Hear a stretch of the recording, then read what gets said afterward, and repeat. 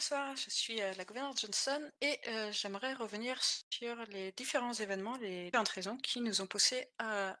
appliquer l'état d'urgence aujourd'hui. J'aimerais revenir dans un premier temps vers les différents événements majeurs de la semaine, à savoir les prises d'otages sur des agents des forces de l'ordre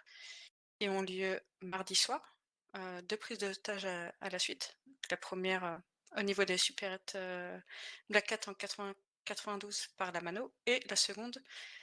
par des membres des Lost. Il y a eu également ce jeudi un certain nombre d'événements importants, notamment une banque où les preneurs d'otages ont pris des otages au niveau d'une zone d'exploitation d'entreprise directement. Il y a également une fusillade au niveau du zombie car de la part des groupes Lost et Mano et par la suite, il y a une seconde fusillade de la part de ces 2 groupes à proximité du BCES et le dernier événement important cette même soirée a été la prise d'otage au Yellowjack, d'une dirigeante du Yellowjack par un ancien employé. Ces différents événements conduit le gouvernement à vouloir mettre en place, des différentes mesures. Nous étions en discussion pour, notamment appuyer davantage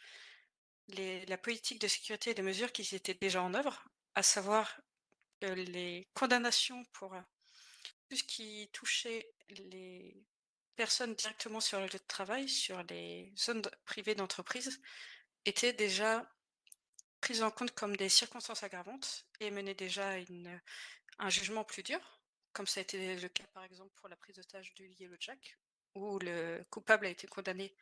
à 345 000 d'amende, pardon, et 12 heures de pénitencier, en considérant que habituellement la maximale pour ce type de crime est de 200 000 et 8 heures de pénitencier. Et dans la politique de sécurité, il y avait également le fait d'être, d'autant plus dur sur tous les événements qui étaient à proximité, les événements criminels qui avaient lieu à proximité des hôpitaux. Donc ce sont des mesures qui existaient déjà, que nous souhaitions, appuyer davantage suite à ces différents événements,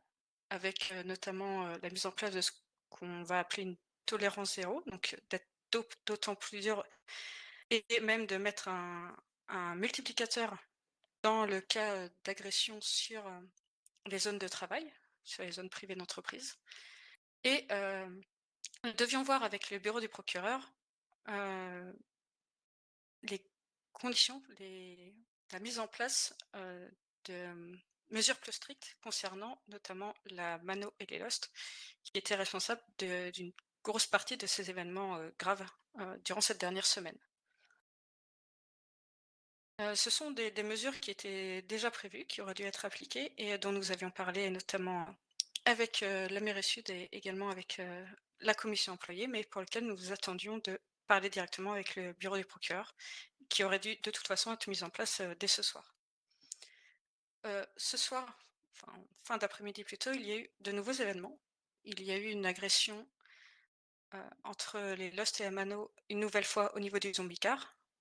situation où cette fois des employés du zombie car ont été blessés, directement. C'est suite à ces événements que nous avons décidé d'appliquer directement les mesures que nous avions déjà prévues. Donc une accentuation, durcissement du ton sur ce type d'attaque et la politique zéro qui est appliquée contre, la Mano et les Lost pour cibler spécifiquement les groupes qui sont responsables de cette situation. Et nous avons aussi décidé de mettre en place l'état d'urgence, qui jusqu'à présent pour nous n'était pas une nécessité et n'aurait pas suffi de toute façon à lui seul à régler, en tout cas à réagir à ces situations, qui nécessitaient aussi d'autres mesures. Au vu de la situation et de l'aggravation encore des différents événements, nous avons décidé que cette fois l'état d'urgence était nécessaire en complément des mesures, heu et des décisions que nous avions déjà prises. Donc c'est pourquoi nous avons pris la décision de mettre tout ça en place dès ce soir. Ces mesures, voilà, sont effectives au moins pendant 48 heures et ensuite nous allons aussi nous adapter à la situation, voir, comment évoluent les choses et s'il est nécessaire de prendre d'autres décisions, d'appuyer encore sur d'autres points, nous le ferons également.